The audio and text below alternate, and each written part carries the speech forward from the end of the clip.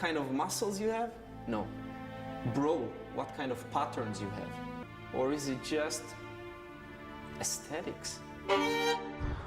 Hello everybody, welcome back. Training every single day. Hopefully you're going to take some time to move and improve, not just your body, but your mind. Learn as many different skills, experience as much as you can. Just think as much as you can. Think more, think bigger, and you'll expand your awareness, and then you'll experience more in life. So here I'm starting off with some handstand balance, and it was very, very frustrating. I'm really kind of stuck either trying to develop further into the banana handstand or to try to get the proper alignment through the upper back. It's very difficult for me. I'm still working on it. So when I try to focus on getting proper alignment of the upper back, I can't hold the balance. And if I want to hold the balance, I kind of can only hold the banana shape. And that goes into my press handstands, that goes into my handstand push-ups. And I'm not really sure what to do with it. It's quite frustrating. I've been taking some time to think about it, what to do with that kind of handstand progressions and levels. But I will continue to work on it, because handstands are kind of a move that's very fundamental to fun, because just being inverted is a pretty one of the building blocks of a movement practice. So yeah, the handstand's up there along with the headstand, elbow stand, all that. So anyways, on to the legs, diagonal stretch, improving it. It's improving my hips and the knees. I'm a little bit hesitant to jump right back into jumping with, any backflips or tumbling or some running. I'm going to be spending just a little bit more time resting the knees before I get back into that. So yeah.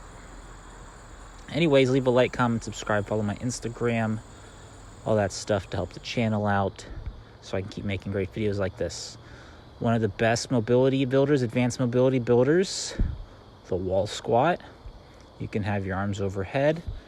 Having arms overhead is kind of what I can't do for the handstand. I'm still going to work on it. I'm probably just going to have to raise my arms over my head just outside of the videos, just kind of throughout the day, to get that handstand alignment that is going to be necessary. But this is really good for building mobility throughout the rest of the body. I get a really good pump all throughout my back. It gets quite sore by the end of the workout. I get a slight burn. So maybe I should continue to do it until I get a real burn next time. And that's what my plan is. Next time I'm going to do as many of these as I can until I really get a burn somewhere. It's always in my neck and in like my traps area.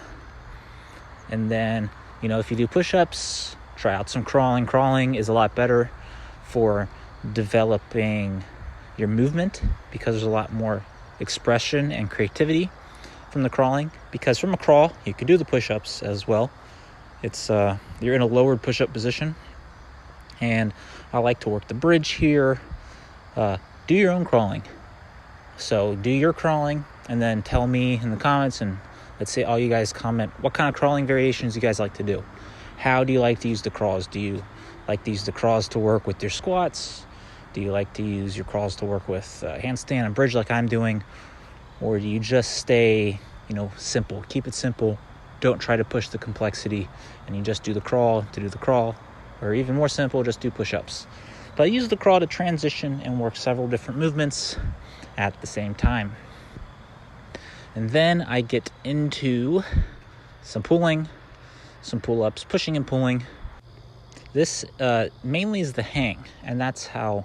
So the hang then transitions to an active hang, and then that active hang transitions into pull-ups. And that's the kind of movement idea that I'm working with. And I try to expand. And I should be expanding with my exit and my entrance to the bar, which I do at the end of the video, and I try to do more.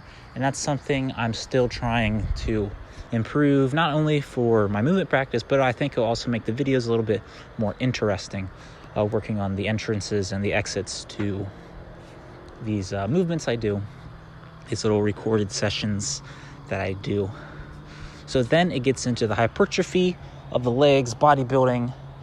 This you want to do control the eccentric. I'm still developing control on the eccentric, but it's overall pretty simple.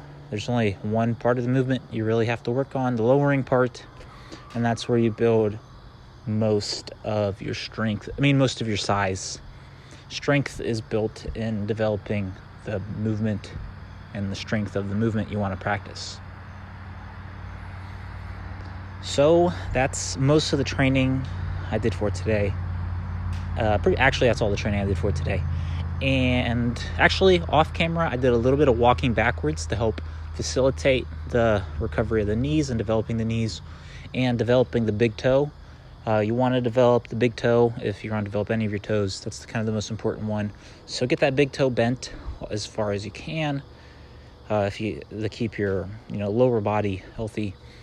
It's kind of the most important. It's like the end of your body, and if the end of your body is crushed in shoes and you don't develop that big toe, it's going to look a little weird and you're going to get some injuries down the line. Most people already have some deformation and injuries in the big toe, so make sure you develop that. And this is the exit that I'm talking about right here that I'm going to try to add more in the videos in the future. Bye-bye.